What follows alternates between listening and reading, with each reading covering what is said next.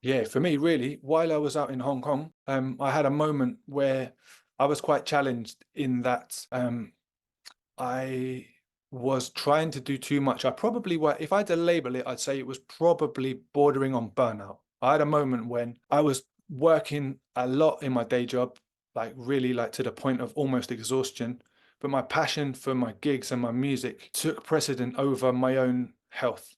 And I was like saying yes to gigs that meant I'd have to work maybe 13 hours on on my feet, standing up in the restaurant all day, then jump on a bus or a train, go to the gig, perform for 3 or 4 hours, get back home, maybe sleep for 1 or 2 hours, and then repeat the work thing. And that Oh, was happening every weekend. And so, like, yeah, I felt myself getting thin. I was getting weaker.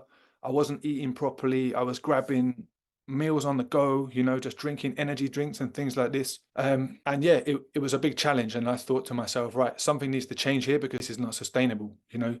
I slipped over, broke my foot as well, so that meant I was off work for a long time, and oh, I had time to think about things and think about my next move. So that was when I got myself a coach.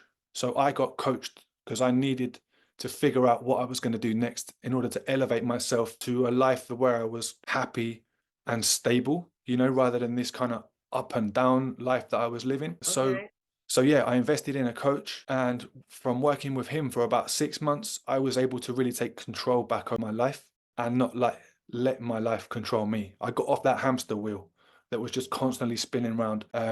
It was tiring, but yeah, in doing that, in kind of getting control back, I was able to map out my way forward in a way that really aligned with my values. So I made sure that every decision I took really resonated deeply with me and took me towards being my best self, as opposed to taking me further away from being my best self, getting more out of control, feeling more stressed, more tired, and just going down the wrong path. Do you know what I mean?